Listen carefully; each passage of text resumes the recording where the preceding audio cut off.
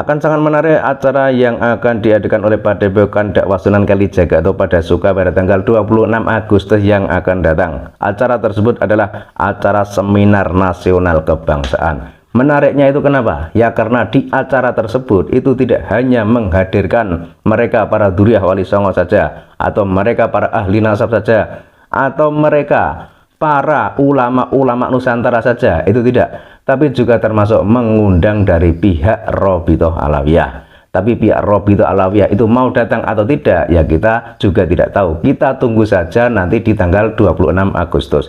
Jadi acara tersebut itu adalah acara menelusuri indikasi pengaburan sejarah Islam Nusantara.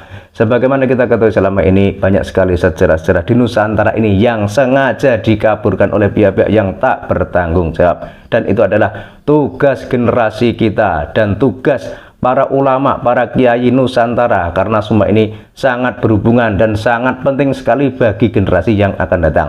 Sebab jika sebuah sejarah itu sudah dikaburkan, itu sulit sekali untuk mengembalikan ke rel aslinya. Makanya sebelum terlambat, pengaburan sejarah itu harus segera diungkap dan diluruskan kembali ke sejarah yang aslinya. Jadi acara tersebut itu membedah sejarah kaum Arab Hadrami di Indonesia dan validitas nasabnya ke Nabi Shallallahu Alaihi Wasallam. Jadi kaum Arab Hadrami itu adalah kaum Arab dari Hadramaut, Yaman. Karena sebagaimana kita ketahui kajian ilmiah Kiai Imaduddin Utsman Al-Bantani itu kan menyatakan bahwa nasab para habaib itu terputus dan tidak tersambung kepada Kanjeng Nabi. Dan hingga saat ini para habaib juga tidak bisa membantah kajian ilmiah tersebut. Itu artinya memang kajian ilmiah Kiai Imaduddin Utsman Al-Bantani itu benar adanya, buktinya mereka tidak bisa membantahnya.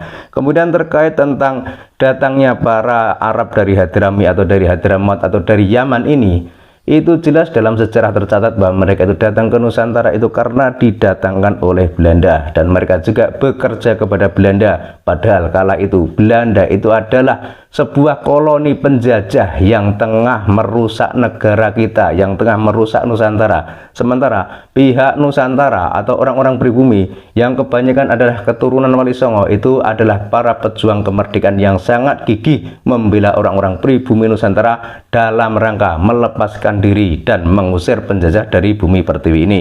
Tapi faktanya justru orang-orang Hadrami atau orang-orang dari Yaman ini didatangkan oleh Belanda dan mereka dipekerjakan oleh Belanda untuk membantu Belanda melawan orang-orang pribumi Nusantara yang tengah gencar-gencarnya melawan penjajahan Belanda.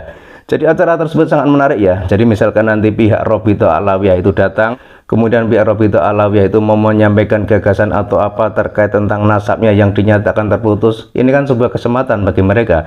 Jadi sebenarnya Kiai Imaduddin Utsman Al-Bantani itu tidak menutup diskusi ilmiah. Justru di acara tersebut itu terbuka diskusi ilmiah. Jadi nanti misalkan pihak Robitoh Alawiyah atau perwakilan dari Robitoh Alawiyah itu mau menyampaikan gagasan atau istilahnya itu mau debat nasab, ya dipersilakan, dan otomatis Kiai Imaduddin Utsman Al-Bantani juga siap melayaninya. Dan acara tersebut itu terbuka untuk umum. Siapapun boleh melihatnya, siapapun boleh menontonnya, siapapun boleh menyaksikannya. Maka kita tunggu saja di acara tersebut nanti pihak Robitoh Alawiyah itu datang atau tidak. Dan semoga saja acara tersebut itu berjalan dengan lancar tanpa ada halangan, sehingga rakyat di Nusantara ini tidak terbohongi lagi oleh kelakuan segelintir orang yang selama ini memang suka mengkaburkan sejarah Islam di Nusantara, termasuk sejarah para pejuang Nusantara yang seringkali juga diklaim oleh kelompok sebelah yang menyatakan bahwa mereka adalah bagian dari kelompok habaib, padahal faktanya itu bukan. Jadi besok itu adalah sebuah seminar yang sangat berharga, yang sangat penting. Jadi misalkan pihak Robitoh Alawiyah itu ada gagasan atau istilahnya itu tidak sepakat dengan kajian ilmiah Kiai Imaduddin Utsman Al-Bantani atau tidak sepakat dengan sejarah yang ada di Nusantara, ya harusnya mereka besok itu bisa mengeluarkan argumennya, dasarnya apa, alasannya apa. Kemudian di situ